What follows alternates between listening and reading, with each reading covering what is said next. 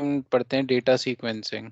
मैंने बताया था कि टीसीपी में सीक्वेंसिंग होती है और यूडीपी में नहीं होती। ठीक है, अगर टीसीपी में क्या होता है, कोई भी सिंगल बिट भी अगर ट्रांसफर होती है उसके साथ उसका सीक्वेंस नंबर लग के जाता है। ठीक है, सपोज करो ये आपका एक डेटा स्ट्रीम है। ठीक है, ठीक है, फॉर रेफरेंस पर्पस आप समझ लो इस स्ट्रीम का सीक्वेंस नंबर 1 है। ठीक है, इसका रेफरेंस सीक्वेंस 2 है, इसका रेफरेंस सीक्वेंस 3 है, इसका रेफरेंस सीक्वेंस 4 है। वैसे अगर आप इसको पैकेट लेवल पे खोलोगे तो बहुत डिफरेंट सीक्वेंस नंबर आएंगे। ठीक है, इनकी इंडिविजुअल लेंथ कैलकुलेट होगी, फिर उसमें ऐड अप होगी, फिर सीक्वेंस नंबर कैलकुलेट होंगे, but for the reference purpose आप इसको ऐसे ले लो। अगर ये आपके डेस्टिनेशन एंड पे आउट ऑफ ऑर्डर जाते हैं, जैसे हाउ पहले चला गया, आर पहले आ गया, ठीक है, हेलो आ गया, ठीक है, फिर यू आ गया, तो डेस्टिनेशन जो रिसीवर है आपका वो सिंपली सीक्वेंस नंबर देख के रीअरेंज कर सकता है चीजों को।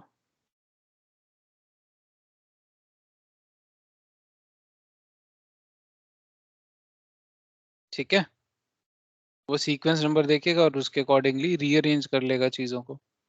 ठीक है, तो ये चीज पॉसिबल होती है आपकी टीसीपी में। दूसरा आपका टीसीपी में होता है रीट्रांसमिशन।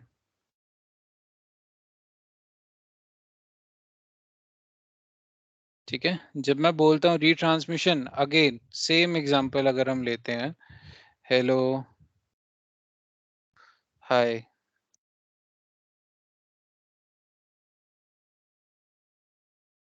whatever, ओके, 1 2 3 4 चार सीक्वेंस नंबर हैं, डेस्टिनेशन एंड पे आपका इस तरीके से पहुंचा। ठीक है, इस तरीके से आपका पहुंचा। ठीक है, तो डेस्टिनेशन को पता लग जाएगा कि समथिंग इज मिसिंग। ठीक है, तो वो उसकी एक्नॉलेजमेंट के थ्रू आपसे वो चीज़ मांग सकता है। ठीक है, वो क्या कर देगा कि I need this, acknowledgement to मतलब he need that. Last time अगर आपको याद हो तो मैंने बताया था कि पहले आपका सीक्वेंस नंबर जाता है, ठीक है, सॉरी सिन मैसेज जाता है, फिर उसके रिप्लाई में एक्नॉलेजमेंट आता है, और वो एक्नॉलेजमेंट हमेशा क्या होता है, सीक्वेंस नंबर +1। दैट मीन्स वो एक्सपेक्ट करता है जो उसका, वो सीक्वेंस नंबर एक्सेप्ट करता है जो नेक्स्ट कमिंग है। तो अगर मेरा सीक्वेंस नंबर 2 मिसिंग है तो वो सीक्वेंस नंबर 2 के लिए एक्नॉलेजमेंट भेजेगा, और आपके पास आपका मिसिंग जो स्ट्रीम है वो आ जाएगी। तो इस तरीके से आपका टीसीपी में रीट्रांसमिशन भी हो जाती है। ठीक है, ये दो कॉन्सेप्ट्स हैं जो आपके यूडीपी में नहीं होते। क्यों? क्योंकि यूडीपी में सीक्वेंस नंबर और एक्नॉलेजमेंट ही नहीं होते। वही नहीं होंगे तो कुछ भी नहीं होगा। ठीक है, अभी हम यूडीपी हेडर पढ़ेंगे, उसमें हम देख लेंगे। ठीक है, अब आता है एक अच्छा कॉन्सेप्ट, फ्लो कंट्रोल। ठीक है, फ्लो कंट्रोल भी आपसे पूछ सकते हैं।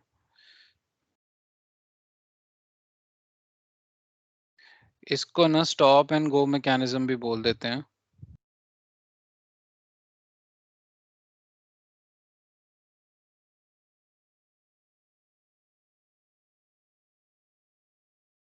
ठीक है, सपोज करो आपका कोई एक यूजर है और ये एक सर्वर है, इन दोनों ने कुछ डेटा एक्सचेंज करना है। लेट्स से इसका जो रिसीविंग बफर है उसका साइज है 1500 बाइट्स। लेट्स से इसका जो रिसीविंग बफर है उसका साइज है 1000 बाइट्स। ओके, इसने, लेट्स सपोज इसने, आपका जो सेंडर है, लेट्स से ये आपका सेंडर है और ये आपका रिसीवर है। आपके सेंडर ने 1000 बाइट्स ऑफ ट्रैफिक भेजा है, यानी कि इसकी रिसीविंग बफर के इक्विवेलेंट डेटा भेज दिया। अब अगर इसने इक्विवेलेंट डेटा भेज दिया तो क्या होगा, रिसीविंग बफर पूरा फिल हो जाएगा। अगर रिसीविंग बफर पूरा फिल हो जाएगा, अगर मैं और कुछ भी उसको भेजूंगा तो ये स्ट्रेट अवे उसको ड्रॉप कर देगा। क्यों? क्योंकि उसका बफर ही पूरा हुआ है, वो रिसीव ही नहीं कर पाएगा। तो इस चीज को अवॉइड करने के लिए, जैसे ही रिसीवर का बफर पूरा फ्री हो जाता है, पूरा ऑक्यूपाई हो जाता है, वो एक मैसेज भेजता है स्टॉप, जब तक कि वो प्रोसेस नहीं कर लेता। जब वो प्रोसेस कर लेता है, बफर साइज फ्री हो जाता है, वो मैसेज भेजता है गो। जैसे ही आता है तो फर्दर स्ट्रीम ऑफ कम्युनिकेशन आपका स्टार्ट हो जाता है। ठीक है, ये आपका होता है फ्लो कंट्रोल। ठीक है, और रिलायबिलिटी तो आई गेस हमने वो डिस्कस कर ही लिया था लास्ट क्लास में कि रिलायबिलिटी होती है टीसीपी में, यूडीपी में नहीं होती। क्यों होती है टीसीपी में रिलायबिलिटी? क्योंकि कोई भी स्ट्रीम या कोई भी सिंगल डेटा भी जो टीसीपी से जाता है वो सीक्वेंस नंबर लग के जाता है और उसका एक्नॉलेजमेंट रिसीव होता है। इसीलिए आपका जो टीसीपी होता है वो रिलायबल होता है। टीसीपी मेक श्योर कि ट्रैफिक आपका पहुंचे ही पहुंचे, और अगर कुछ मिस हो गया तो क्या करेगा? रीट्रांसमिशन। ठीक है, हालांकि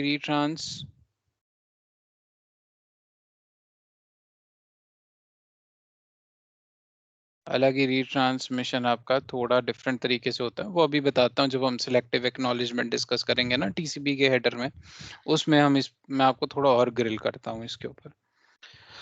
नेक्स्ट आपका कॉन्सेप्ट आता है विंडोइंग।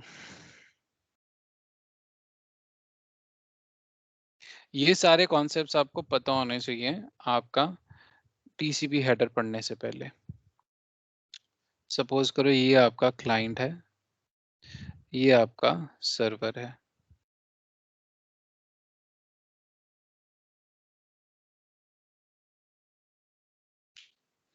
ठीक है, इसका लेट्स से रिसीविंग बफर है 1000 बाइट्स, और लेट्स से हम्म, इसका रिसीविंग बफर है लेट्स से 700 बाइट्स। ओके, अच्छा अब मैंने अब बताया टीसीपी में कुछ भी डेटा जाता है, let's say single bit of data भी गया तो उसकी भी आपको एक्नॉलेजमेंट आएगी। अगर मैं ये मैकेनिज्म फॉलो करूं प्रैक्टिकलिटी में भी, तो क्या होगा? कोई भी मैं डेटा भेज रहा हूँ एक्नॉलेजमेंट, कोई भी डेटा भेज रहा हूँ एक्नॉलेजमेंट, एक्नॉलेजमेंट नहीं आया तो रीट्रांसमिशन, एक रीट्रांसमिशन टाइमर के बाद। इस तरीके से हमारा बहुत टाइम वेस्ट होगा। जो चीज आपकी बार बार टीसीपी के एक्नॉलेजमेंट मैकेनिज्म के करके जो चीज को कुछ स्पेसिफिक टाइम पीरियड में हो जानी चाहिए थी, उसको उससे कई गुना ज्यादा टाइम लगेगा। उस चीज को अवॉइड करने के लिए हम एक कॉन्सेप्ट लेके आते हैं, विंडोइंग। ठीक है, विंडो साइज जो आपका होता है ना, ये बफर साइज का एडवर्टाइजमेंट होता है basically. Receiving buffer size advertisement in three way handshake. जब टीसीपी का थ्री वे हैंडशेक होता है ना, जो हमने लास्ट क्लास में डिस्कस किया था, उसमें दोनों डिवाइस क्या करते हैं? अपने रिसीविंग बफर का साइज एडवर्टाइज करते हैं कि यार मेरे रिसीविंग बफर का इतना साइज है। इसका मतलब क्या होता है कि ये जो सर्वर है ये 700 बाइट्स ऑफ डेटा ले सकता है विदाउट सेंडिंग एक्नॉलेजमेंट। 100 की 7 स्ट्रीम्स ऐसे जा सकती है। ठीक है, एक 5 6 7। ठीक है, आपका जो सर्वर है वो आपका सर्वर जो है ये 700 बाइट्स ऑफ डेटा ले सकता है। ठीक है, 700 बाइट्स तक इसको एक्नॉलेजमेंट भेजने की जरूरत नहीं है। वंस वंस वन वन यार इको हो रहा है। यार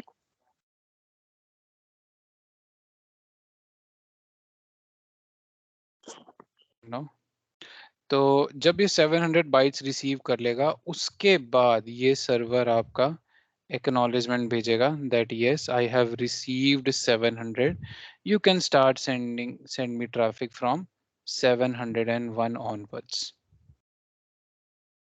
ठीक है, ये आपका होता है विंडोइंग।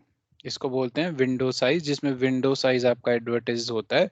और विंडोइंग के अंदर टीसीपी के रिसीवर को या फिर सेंडर को किसी को भी एक्नॉलेजमेंट भेजने की तब तक जरूरत नहीं होती जब तक कि विंडो साइज के इक्विवेलेंट डेटा ट्रांसफर नहीं हो जाता। ठीक है,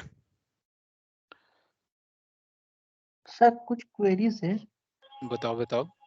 पहली बात तो सर 100 जो चंक्स है वो कौन करता है decide? Is that MSS value 100 यार डेटा जो ट्रांसफर होता है ना वो बिल्कुल एमएसएस और एमटीयू के भी हाफ पर ही होता है, बट ये जो मैंने लिया है ये रेफरेंस पर्पस के लिए लिया है। ठीक है, ऑब्वियसली आपका जो विंडो साइज होगा वो एक स्पेसिफिक विंडो साइज होगा और जो भी डेटा ट्रांसफर होगा वो आपका उसी के इक्विवेलेंट में ही होता है। ठीक है, सेगमेंटेशन और फ्रेगमेंटेशन आपकी होती है और उसके ही अकॉर्डिंगली जो होता है चीजें होती है। अभी वो सब ये सारी टर्म्स क्या होती हैं अभी डिस्कस करते हैं इसके बाद। सर ठीक है। सर लेट हाँ सर एक क्वेरी था सर। लेट से मतलब मेरा जो सर्वर है वो मतलब 700 बाइट तक का मतलब डिसाइड करें कि मैं टिल 700 बाइट तक की हम मैं ले सकता हूँ, उसके बाद मेरा बफर फुल हो जाएगा। सर ये जो हम्म, 700 बाइट है मतलब ये जो है हम्म। ये किसके ऊपर डिपेंड करता है? उसके इंटरफेस के कैपेबिलिटी के ऊपर या रिसीविंग बफर, जो उसकी रिसीविंग की बफर कैपेसिटी होती है इंटरफेस हार्डवेयर? की, हाँ हार्डवेयर की। ओके। ठीक है, हार्डवेयर की जो रिसीविंग की बफर कैपेसिटी होती है उसके ऊपर डिपेंड करता है और वो किस पेस से चीज़ों को प्रोसेस कर रहा है। मेनी थिंग्स आर देयर, वो आपका हार्डवेयर हार्डवेयर के अकॉर्डिंगली डिसाइड होता है। ठीक है, बढ़े आगे। एक लास्ट कॉन्सेप्ट टीसीपी का आपका जो पेंडिंग है, 4 वे हैंडशेक है वो। ठीक है, जो आपका सेशन को टर्मिनेट या क्लोज करने के लिए यूज होता है। ठीक है, 4 वे हैंडशेक। ठीक है, सपोज करो आपका कोई क्लाइंट है जिसने कभी 3 वे हैंडशेक बनाया था। गाइस फ्रेगमेंटेशन सेगमेंटेशन इन वर्ड से अभी कंफ्यूज मत होना, अभी डिस्कस कर लेंगे। ठीक है, ये आपका सर्वर है जिससे आपने कनेक्शन बनाया था। ठीक है, अब कनेक्शन का काम पूरा हो गया। ठीक है, अब आपको करना है कनेक्शन को क्लोज। दो तरीके से आप facebook.com आपने एक्सेस किया हुआ है, अब दो तरीके से बंद कर सकते हो, या तो आप ब्राउजर को सीधा ही क्लोज कर दो या फिर आप लॉग आउट करके स्पेसिफिकली फिर आप ब्राउजर क्लोज करते हो। तो उसको कहते हैं ग्रेसफुल टर्मिनेशन, जब आप प्रॉपर वे से चीज़ों को करते हो। तो जब भी आपका सेशन ग्रेसफुली क्लोज होता है उसमें आपका सबसे पहले क्लाइंट भेजता है फिन मैसेज सर्वर को कि दैट आई एम फिनिश्ड। ठीक है, उसके रिप्लाई में सर्वर उसको एक्नॉलेजमेंट भेजता है कि okay I am ending the connection from your side. उसके बाद सर्वर फिन भेजता है क्लाइंट को that I am ending connection from my side as well. Ultimately उसको एक्नॉलेजमेंट मिल जाता है। ये आपका होता है 4 वे हैंडशेक, जिसे 4 वे क्लोज भी बोल देते हैं। ठीक है, ये आपके हैं टीसीपी के कॉन्सेप्ट्स जो आपके यूडीपी के अंदर एब्सेंट होते हैं। ठीक है, अब यार मैंने लास्ट क्लास में एक चीज बोली थी, लास्ट या उससे लास्ट क्लास में भी, कि कोई भी जो लेयर होती है उसके ऊपर जो भी डेटा जाता है वो एक हेडर की फॉर्म में जाता है। हमने देखा था ना वायरशार्क के कैप्चर्स में कि डेटा जो भी ट्रांसफर हो रहा है आपका हेडर्स की फॉर्म में या एक स्पेसिफिक स्ट्रीम होती है उसकी फॉर्म में होता है, उसके अंदर कुछ फील्ड्स होती हैं।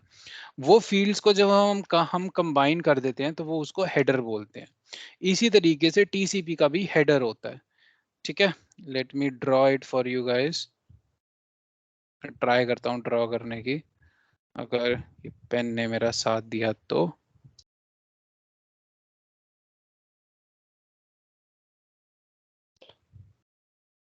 ठीक है, सबसे पहली फील्ड आपकी होती है टीसीपी हेडर में,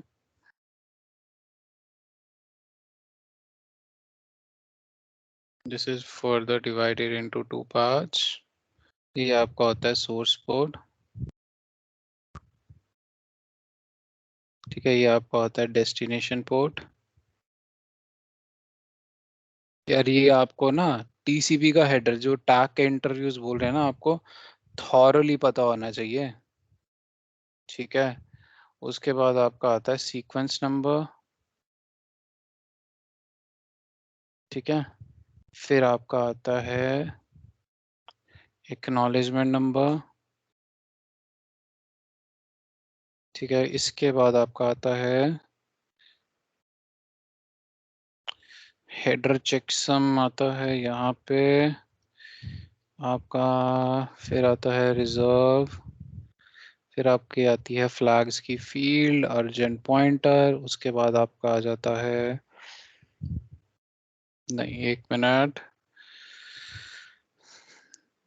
हेडर चेकसम तो यहाँ आएगा, हेडर चेकसम,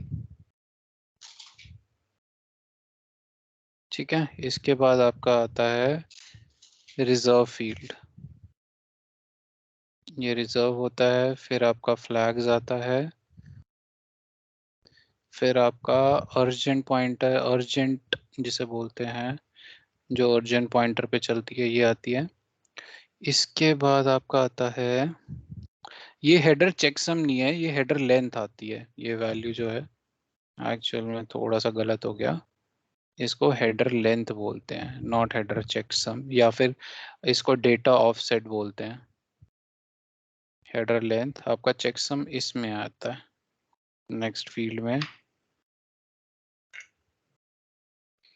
चेकसम इसमें आता है, इसमें आपका अर्जेंट आता है, यहाँ पे विंडो आता है, यहाँ पे विंडो साइज आता है। आई गेस मैंने दो फील्ड्स गलत लिख दिया, I am sorry for that, ये दो फील्ड्स हमारी गलत हुई है, ये आपका होता है। इसके बाद आपका कुछ और भी फील्ड होती हैं जो टैग वाले बंदे पूछते हैं, एक तो आपका आता है टीसीपी ऑप्शंस, ठीक है, फिर आपका आ जाता है डेटा सबसे लास्ट में। ये डेटा कौन सा होता है, जो ये होता है, ये आपका जो ऊपर से आया होता है, लेयर 7 से लेके लेयर 5 तक का, वो डेटा को हम इस हेडर में इनकैप्सुलेट करते हैं, ये सारा आपका जो हेडर होता है, ठीक है। ये अर्जेंट पॉइंटर नहीं है गाइस, ठीक है, ये सॉरी अर्जेंट फील्ड नहीं है, ये विंडो साइज है, जो भी हमने डिस्कस किया था ना वो यहाँ पे आता है, और ये हेडर की लेंथ है, हेडर चेकसम नहीं है, ये दोनों मैंने नीचे, ये दोनों नीचे आते हैं, अलग है। एक एक करके सारी फील्ड्स को हम डिस्कस करते हैं, पहले यार पोर्ट नंबर्स को डिस्कस करते हैं, ठीक है, या पोर्ट नंबर भी डिस्कस करने से पहले पहले इसके बारे में थोड़ा डिस्कस कर लेते हैं।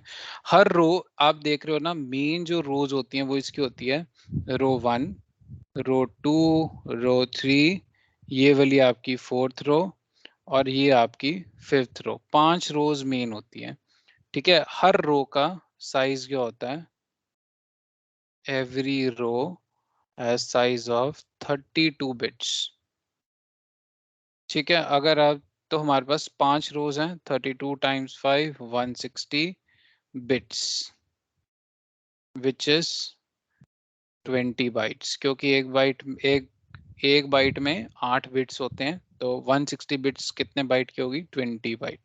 ये आपका टोटल हेडर साइज जो होता है, default, total default header size, इससे कम आपका हेडर साइज नहीं होना चाहिए, अगर होता है तो वो ट्रैफिक ड्रॉप हो जाता है, ठीक है। इसीलिए इसको पूरा करने के लिए, अगर जैसे सपोज करो बाय चांस आपका 20 बाइट से कम है, तो पैडिंग यूज होती है, पैडिंग के साथ एडिशनल डेटा लगा के आपका 20 बाइट पूरा करके ही ट्रांसफर होता है, ठीक है।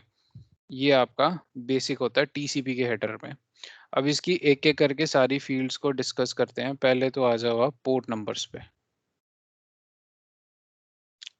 पोर्ट नंबर्स जो होते हैं ना 16 बिट के होते हैं, ठीक है, 16 बिट इन साइज, आपके जो पोर्ट नंबर्स होते हैं वो 16 बिट के होते हैं, और अगर 16 बिट के होते हैं, अगर उसको हम वैल्यूज में कन्वर्ट करें तो 2 to the power 16, which is nothing but 65536, ये आपकी पोर्ट नंबर की रेंज मैक्सिमम वैल्यू हो जाती है। और अगर हम इसको रेंज में लिखें तो 0 to 65535, ये आपकी पोर्ट नंबर्स की रेंज हो जाती है, जो इसमें से कोई भी वैल्यू आपकी यहाँ पे आ सकती है। अब इसको डिफाइन कैसे करते हैं वो हम अभी पढ़ते हैं, ठीक है। देखो, पोर्ट नंबर्स आपके जो होते हैं, सोर्स पोर्ट आपका और डेस्टिनेशन पोर्ट दोनों ही, सोर्स और डेस्टिनेशन दोनों ही आपके 16 बिट के होते हैं, ये दोनों वैल्यू 16 बिट की होती हैं, मैंने बताया ये यहाँ पे। हेडर में इन दोनों के जो साइज होता है वो 16 और 16 होता है, ठीक है। 16 ईच होता है और इनकी वैल्यूज इनमें से कुछ भी आ सकती है। सोर्स पोर्ट तो आपका कोई भी रैंडम नंबर हो जाता है, एनी रैंडम नंबर, ठीक है। ये तो कोई भी रैंडम नंबर हो जाता है कनेक्शन के लिए, but destination port they are always fixed if you are sending the traffic towards a connection oriented server, ठीक है। आप किसी स्पेसिफिक सर्वर के साथ कनेक्शन बना रहे हो जहां पर भी, वहां पे भी, या फिर आप कनेक्शन नहीं भी बना रहे हो कुछ केसेस में जहां पे यूडीपी यूज हो रहा है, आपका डेस्टिनेशन पोर्ट जो होगा वो मोस्टली आपको उसकी रेंज मिलेगी 0 to 1023, जिसको हम बोलते हैं फिक्स्ड पोर्ट नंबर्स और known port numbers. They are known port numbers, ठीक है। नोन पोर्ट नंबर्स मतलब they are associated with services, okay. कोई ना कोई सर्विस उनके साथ एसोसिएट हुई हुई है। डेस्टिनेशन पोर्ट के ही आप वैल्यू को देख के पता लगा सकते हो कि एप्लीकेशन लेयर पे मेरा कौन सा प्रोटोकॉल चल रहा है। फॉर एग्जाम्पल, ठीक है, मैं इसको हटा रहा हूं यहां से।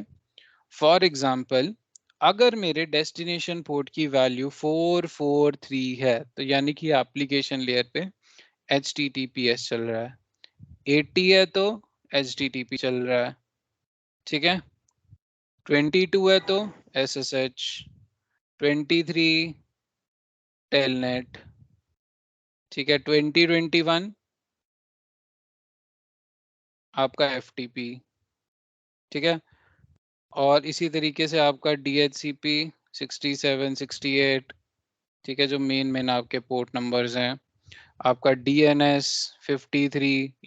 अगर डेस्टिनेशन की वैल्यू, डेस्टिनेशन पोर्ट नंबर की वैल्यू इनमें से लाई करती है तो दैट मींस आपका एप्लीकेशन लेयर पे ये प्रोटोकॉल चल रहा है। तभी हम बोलते हैं कि 0 से लेके 1023 की जो रेंज होती है उनको हम फिक्स्ड रेंज या फिर नोन पोर्ट नंबर्स बोलते हैं, क्योंकि उनके साथ कोई ना कोई सर्विस एसोसिएट हुई हुई है। On the other hands 1024 onwards आपके अननोन पोर्ट नंबर्स होते हैं, जो कि मोस्टली आपके सोर्स पोर्ट में के सेक्शन में यूज होते हैं।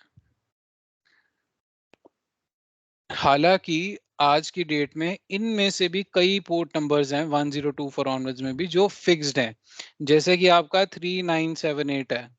ये पोर्ट नंबर जिन्होंने पालो में काम किया उनको पता होगा, ये पोर्ट नंबर यूज होता है पालो और पैनोरामा में, उनके बीच में जो एक्सचेंज ऑफ ट्रैफिक होता है, ठीक है। ऐसे कई पोर्ट नंबर्स हैं जो कि आपके फिक्स्ड हैं, इवन कि इस 1024 ऑनवर्ड्स भी।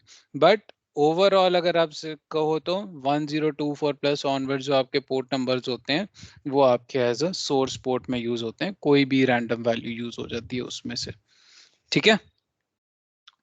अब हमारा TCP हेडर में नेक्स्ट वैल्यू आती है sequence number.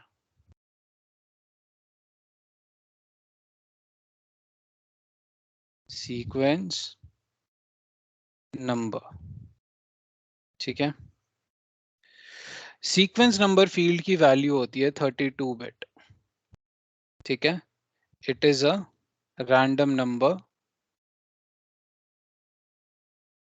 random number associated with the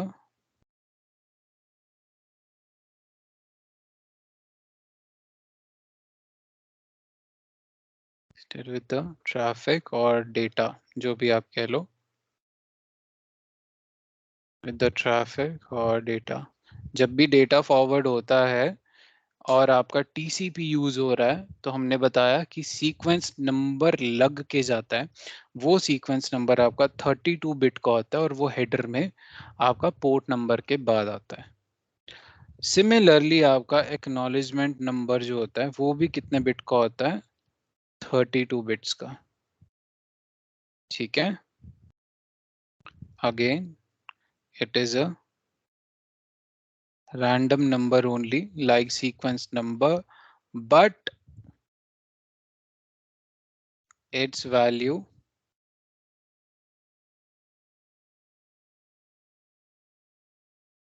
is +1। अगर आपका सीक्वेंस नंबर n है तो आपका एक्नॉलेजमेंट नंबर जो होगा वो n+1 होगा। Always remember that, but its value is +1 of the sequence number it has received.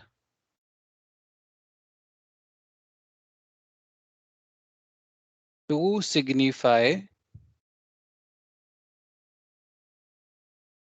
it has received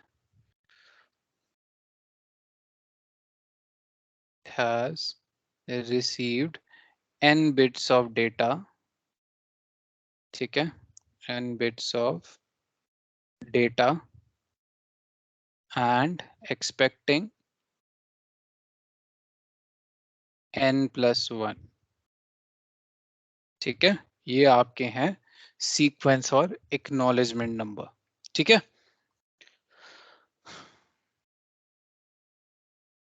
next आपका आता है हेडर लेंथ। अब तक तो हमने बेसिक चीजें पढ़ी हैं, यहां से थोड़ा सा आपका इंक्रीज होगा लेवल थोड़ा सा। अब आपका आता है हेडर लेंथ। इस फील्ड की वैल्यू होती है 4 बिट्स। टीसीपी के हेडर में इस फील्ड की वैल्यू होती है 4 बिट्स, ठीक है। अच्छा, it is used to define और it is used to specify length of your header as the name suggest. But मेरा क्वेश्चन ये है कि मैंने आप लोग को बताया कि मेरा जो हेडर है वो तो यार 20 बाइट्स का है और इसकी वैल्यू तो 4 बिट्स है। तो अब ये 20 बाइट्स का हेडर 4 बिट्स की वैल्यू में कैसे लगेगा? ये लगेगा स्केलिंग फैक्टर के थ्रू। होता क्या है, जो भी वैल्यू आपकी होती है, लेट्स से हम इसको ऐसे ही लिखते हैं। अगर मैं 4 बिट्स को लिखूं तो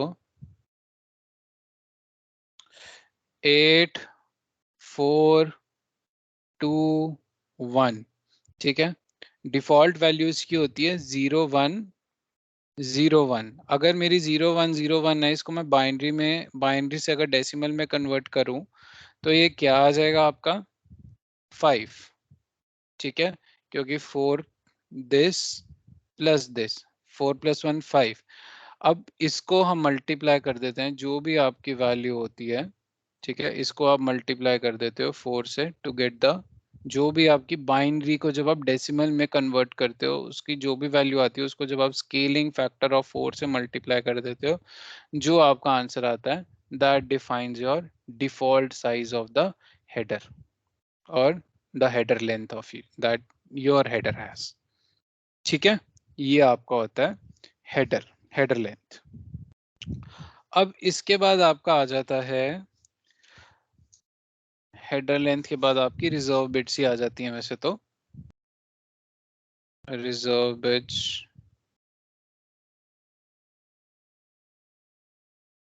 ठीक है, by default their value is 0। They don't have any significance for the time being, अभी उनका कोई सिग्निफिकेंस नहीं है, ठीक है। 8 वैसे इनका, सॉरी 8 नहीं, इनकी 4 बिट्स डिफॉल्ट वैल्यू होती है, ठीक है।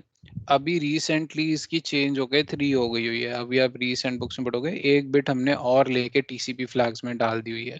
तो आपको 4 to 3 बिट्स ऑफ ट्रैफिक जो है वो मिलेगा, ठीक है। 4 to 3 बिट्स ऑफ इसका साइज मिलेगा डिपेंडिंग अपॉन कि टीसीपी के फ्लैग का साइज कितना है। नेक्स्ट जो हमारी फील्ड आती है इसके बाद, और इसकी वैल्यू हमेशा 0 रहती है, ऑलवेज 0। इसके बाद आपकी आती है टीसीपी के फ्लैग्स, सबसे इंपॉर्टेंट, ठीक है। लेंथ होती है 8 बिट्स, ठीक है, और 9 बिट्स डिपेंडिंग अपॉन कि रिजर्व में आपने क्या रखा हुआ है, ठीक है। 8 बिट्स हम लेते हैं फॉर द टाइम बिंग, और जो हमारे 8 फ्लैग्स हैं उनको करते हैं सिन एसी के रीसेट ठीक है, पुश अर्जेंट फिन ECN और CWR, ये आपके 8 फ्लैग्स हैं। अब मैंने आपको लास्ट एक सेशन में बताया था कि 3-वे हैंडशेक में ही बताया था कि हम भेज तो रहे हैं syn message, syn plus ack, but ये कैसे डिफाइन हो रहा है, कौन सा मैसेज कौन सा है, वो डिसाइड होता है इनकी वैल्यू से। ठीक है, लेट्स सपोज मेरी सिन की वैल्यू 1 है और बाकी सब वैल्यू 0 है, तो that means it's a SYN message. अगर सिन की 1 है, ACK की 1 है, बाकी 0 है, तो that means it is SYN plus एक्ट। ठीक है, इसी तरीके से फिन 1 है तो वो फिन मैसेज है। ठीक है, पुश अगर 1 है तो वो पुश पुश मैसेज है आपका। तो इस तरीके से आपका ये काम करता है। अच्छा, हमने सिन और एक्ट तो आपका देख लिया, अभी हमने इसमें काफी डिस्कशन करी है। सिन आपकी इनेबल होती है जब आपका सिन मैसेज आता है जिसमें आपका सीक्वेंस नंबर लग के जाता है। सिन प्लस एक्ट में जब सीक्वेंस और एक्नॉलेजमेंट दोनों आते हैं और एक्नॉलेजमेंट में सिर्फ एक्नॉलेजमेंट जाता है। अब हम बात करते हैं बाकी के रिमेनिंग फ्लैग्स की। Push urgent reset. ठीक है, रीसेट जब भी होता है ना, whenever out of order or unexpected traffic is sent, unexpected traffic is sent, then sender will send reset message.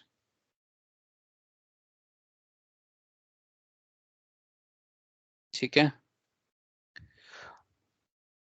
आपको रीसेट मैसेज को समझना है। जब मैं बोल रहा हूं अनएक्सपेक्टेड, आउट ऑफ ऑर्डर, एक छोटी सी एग्जांपल लेते हैं। ये एक यूजर है, बड़ी सिंपल और बेसिक, आपको यही बता देता हूँ। ये आपका गूगल का सर्वर है। ठीक है, मैंने सपोज करो गूगल के सर्वर को 443 या फिर 80 की बजाय मैं उसे किसी और पोर्ट पे ही एक्सेस कर रहा हूँ और वो पोर्ट उसके ऊपर ओपन नहीं है। लेट्स से मैं इसको एक्सेस करने की ट्राई कर रहा हूँ 500 पोर्ट पे, लेट्स सपोज। अब 500 पोर्ट तो गूगल के लिए ओपन नहीं है, तो गूगल क्या भेजेगा मुझे? Reset message. वो बोलेगा कि अपना मैसेज दोबारा से भेजो। या फिर आप किसी में लॉग इन करने की कोशिश कर रहे हो, you are trying to log in, but आपको ऑथेंटिकेशन फेलियर आ जाता है। अगर ऑथेंटिकेशन फेलियर भी देखोगे ना आप, कई आप फायरवॉल के लॉग्स में कभी जब फ्यूचर में काम करोगे, ऑथेंटिकेशन एरर में भी आपको रीसेट मैसेज आ जाता है। ही उसका मतलब है दोबारा से अपने ऑथेंटिकेशन पैरामीटर प्रोवाइड करो। ठीक है, ये काम होता है आपका रीसेट का। फिन भी हमने डिस्कस कर ही लिया, जो आपका फिनिश करने के लिए, कनेक्शन को अबॉलिश करने के लिए जब आप भेजते हो तो आप फिन मैसेज भेजते हो और उसमें आपका फिन फ्लैग इनेबल होता है। आपके बचते हैं पुश और urgent flag.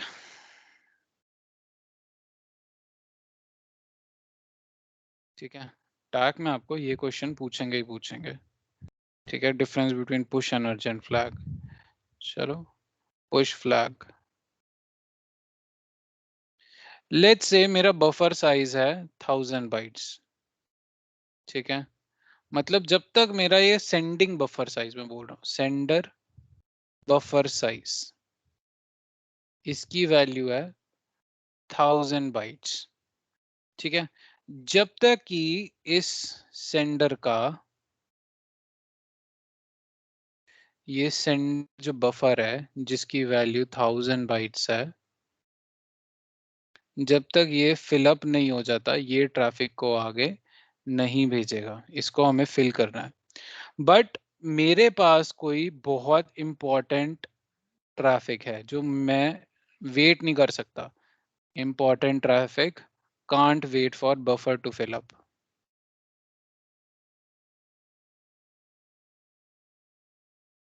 can't wait for buffer to fill up.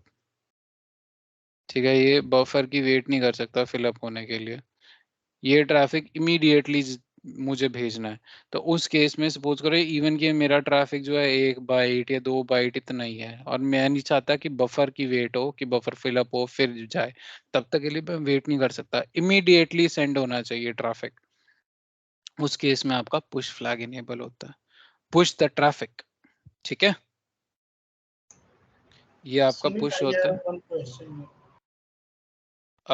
Guys, can we take questions at the end if you are okay? Okay. Okay. ठीक है, अदरवाइज हमारा आज का टारगेट फिनिश नहीं होगा गाइस। ठीक है, दूसरा आपके पास आ जाता है अर्जेंट फ्लैग। ठीक है, वेन एवर अर्जेंट, ठीक है, data needs to be send,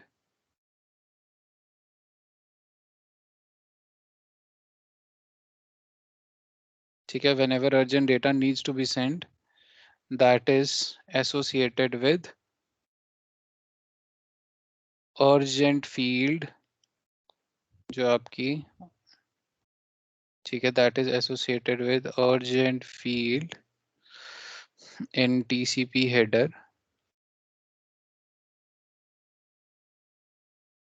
then this bit is enabled.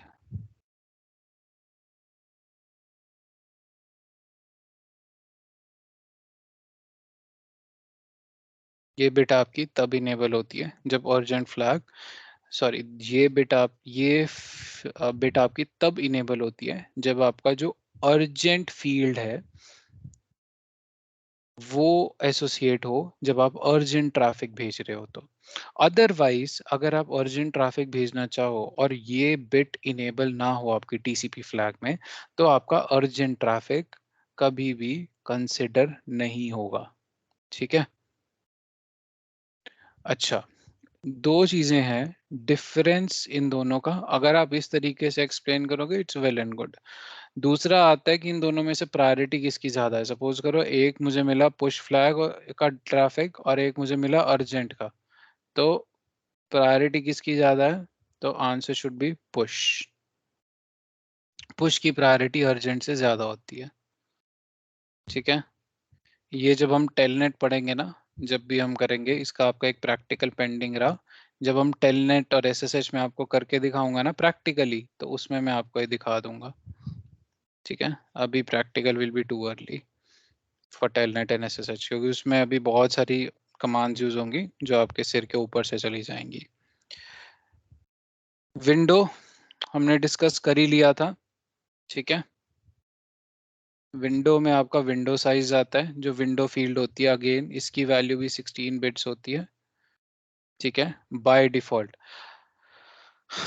ठीक है, और अर्जेंट फील्ड जो आपकी होती है जिसमें आपका अर्जेंट डेटा जिससे एसोसिएट होके जाता है, वो भी आपकी 16 बिट्स ही होती है, दोनों 16 बिट्स होती हैं। ठीक है, कुछ इंपॉर्टेंट चीजें हैं इसमें, जैसे मेरा विंडो साइज मैंने बताया कि इसकी जो वैल्यू होती है वो 16 बिट्स होती है, सॉरी, इस फील्ड की जो साइज होता है, टीसीबी की विंडो साइज का जो फील्ड का साइज होता है 16 बिट्स होता है। That means 2 to the power 16, maximum value is 65536, or you can say 65 KB। इतना मैक्सिमम ट्रैफिक ही हम एज अ रिसीविंग बफर ले सकते हैं।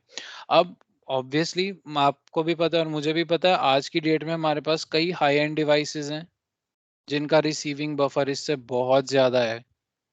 तो उनके लिए हम क्या यूज करते हैं? उनके लिए हम यूज करते हैं विंडो स्केलिंग फैक्टर।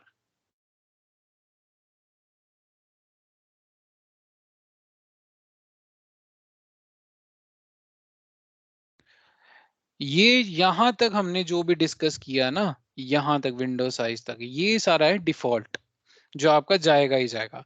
बट अभी आपकी आ जाती है ऑप्शंस फील्ड।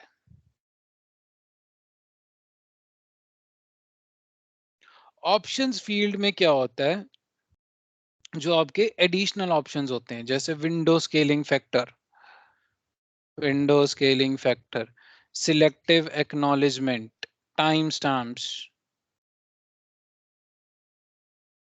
ठीक है, ये आपका रीट्रांसमिशन के लिए यूज होता है कि कितने टाइम बाद। इसका भी आपको अभी एक केस बता देता हूँ। Window scaling factor, selective acknowledgement, किसी ने एक वर्ड यूज किया था एमएसएस, मैक्सिमम सेगमेंट साइज। ये सारी जो फील्ड्स होती है ना, और भी आपकी ये सारी आपकी जाती हैं ऑप्शंस में, एडिशनल जो होती है। विंडो स्केलिंग फैक्टर का भी क्या मतलब होता है? विंडो स्केलिंग फैक्टर का मतलब होता है कि लेट्स से मेरा विंडो साइज जो मैंने डिफाइन किया 65 KB यहाँ पे डिफाइन कर दिया, बट जो मेरा अदर एंड है, ठीक है, उसका साइज जो रिसीविंग बफर का है या फिर रिसीविंग बफर का इस हाई एंड डिवाइस का है 130 KB। ठीक है, अब 130 KB को आप यहाँ पे तो डिफाइन कर नहीं सकते, तो अब विंडो स्केलिंग फैक्टर आप एडवर्टाइज करते हो ऑप्शंस फील्ड में, जिसकी वैल्यू आप रख देते हो 2, सो दैट जितने भी आपकी टोटल विंडो साइज निकालने के लिए, टोटल विंडो साइज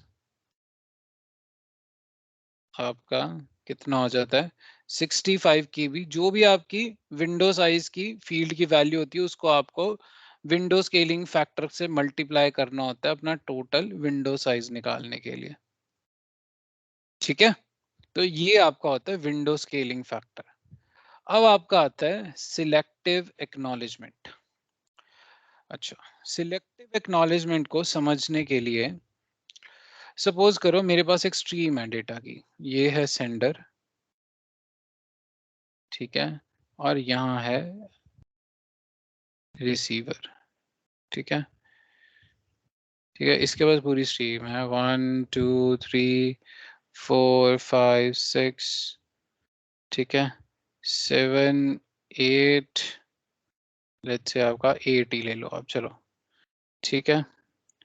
1 गया रिसीव कर लिया इसने, 2 गया रिसीव कर लिया, 3 गया रिसीव कर लिया, 4 गया रिसीव कर लिया, 5 आपका लॉस्ट हो जाता है, 6 गया रिसीव कर लिया, 7 गया रिसीव कर लिया, 8 गया रिसीव कर लिया, 4 6 7 8। अब इसको पता लगा 5 नहीं गया, ठीक है, तो ये इसको एक्नॉलेजमेंट भेजेगा 5 के लिए। सेंडर क्या करेगा, रेदर देन सेंडिंग 5, सेंडर क्या करेगा 5 ऑनवर्ड्स, ठीक है, 5 ऑनवर्ड्स वो सारा दोबारा सेंड करेगा, 6 भी दोबारा करेगा, 7 भी दोबारा करेगा, और आपका 8 भी दोबारा करेगा। वो 5 6 7 8 सारा दोबारा करेगा, जबकि इसकी रिक्वायरमेंट ही नहीं थी। ये होता है नॉर्मल एक्नॉलेजमेंट का मैकेनिज्म। अब सिलेक्टिव एक्नॉलेजमेंट में क्या होता है, सिलेक्टिव एक्नॉलेजमेंट में इसने कहा कि मुझे 5 भेजो, और इसको 5 आ गया,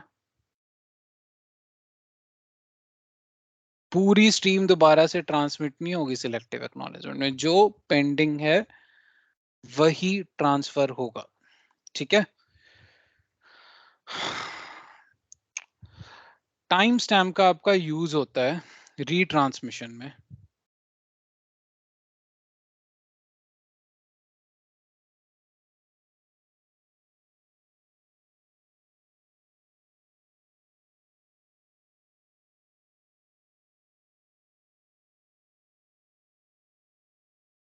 टाइम स्टैम्प का आपका यूज होता है रीट्रांसमिशन में। अब होता कैसे है ये देखो, सपोज करो सेंडर ने कुछ भेजा, ठीक है, T1 टाइम पे, ये आपके रिसीवर ने उसको रिसीव किया T2 टाइम पे, तो T2 माइनस T1 आपका जो होगा वो आपका होगा टाइम, जो आपका रीट्रांसमिशन टाइम होगा। ठीक है, इससे कैलकुलेट होता है रीट्रांसमिशन टाइमर, या फिर आपका एक पूरी स्ट्रीम को सेंड करने में कितना टाइम लग रहा है।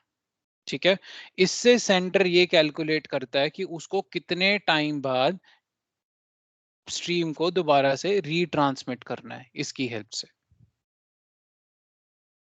ठीक है, और इसमें इन दोनों का सिंपली डिफरेंस हो जाता है आपका, जिससे आपका जो टाइम कैलकुलेट आता है, टाइम मतलब इस स्ट्रीम को वहाँ यहाँ से वहाँ जाने में कितना टाइम लगा, वो यहाँ से कैलकुलेट हो जाता है with the help of time stamp. और एक्चुअल में क्या होता था टाइम स्टैम्प से पहले, कि कितना टाइम लग रहा है रीट्रांसमिशन के लिए, क्या करना पड़ेगा, कितना वेट करना पड़ेगा, वो पहले ना एक ऑर्डर्ड वे में डिफाइन नहीं हो पा रहा था, क्योंकि हर हाई एंड डिवाइस का अलग तरीके से होता है, बीच में आपके टेरेन्स आ जाते हैं और डिवाइसेस आ जाते हैं, तो उससे वो चीज़ें ना बहुत डिफर कर रही थी, तो हमने फिर टाइम स्टैम्प लिया है फिर इसमें। लास्ट आपका आ जाता है एमएसएस। एमएसएस यार अभी आईपी हेडर के बाद डिस्कस करेंगे। मैं एमएसएस एमटीयू और आपका उसमें कॉन्सेप्ट आता है फ्रेगमेंटेशन का, ये दोनों एक साथ डिस्कस मैं करूंगा आप लोगों के साथ, ठीक है। ये आपका है टीसीपी हेडर। जो भी आपका, थोड़ा सा सिनॉप्सिस कर देता हूँ, लेयर 7 से लेयर 5 आपका जितना भी था ओएसआई के अकॉर्डिंगली, और एप्लीकेशन लेयर आपका से जब होस्ट टू होस्ट लेयर पे आता है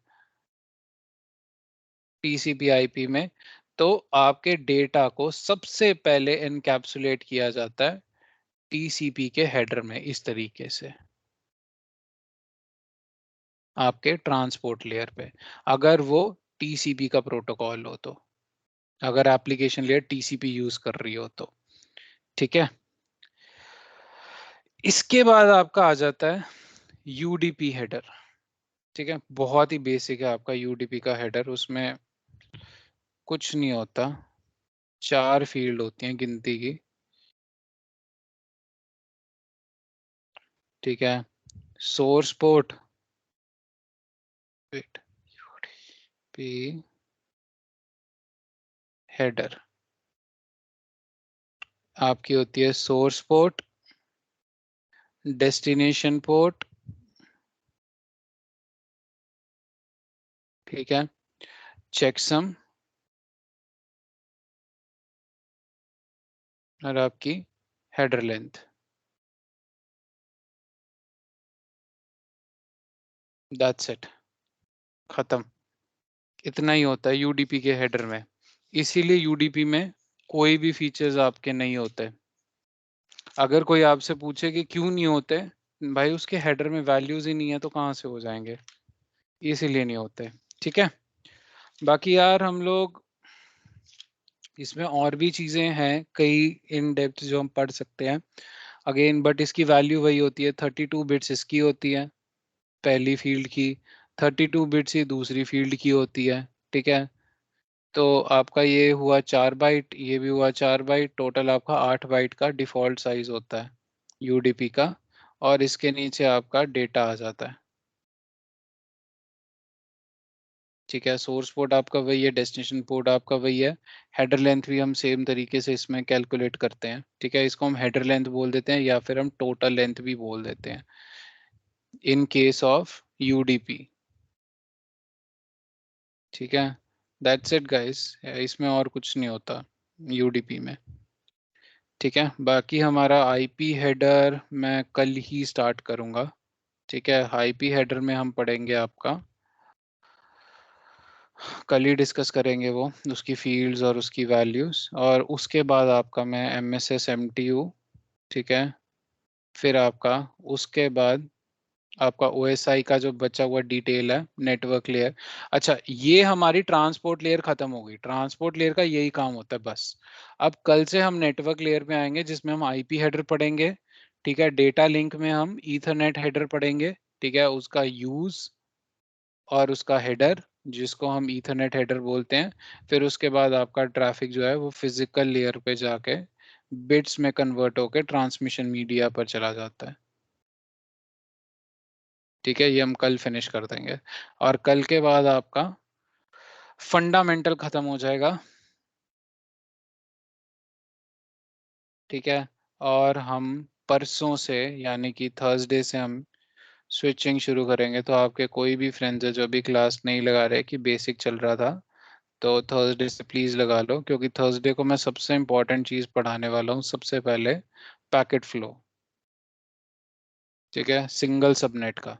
सॉरी सेम सबनेट का। पैकेट फ्लो पढ़ेंगे हम सेम सबनेट का स्विचिंग में, और डिफरेंट सबनेट का पढ़ेंगे राउटिंग में। ठीक है, इसमें हम ICMP ARP आपका वो सारा कुछ, ICMP echo request, echo reply, आपका ARP कैसे काम करता है वो सारा इसमें ही देखेंगे हम। ठीक है, that's it from my end today guys.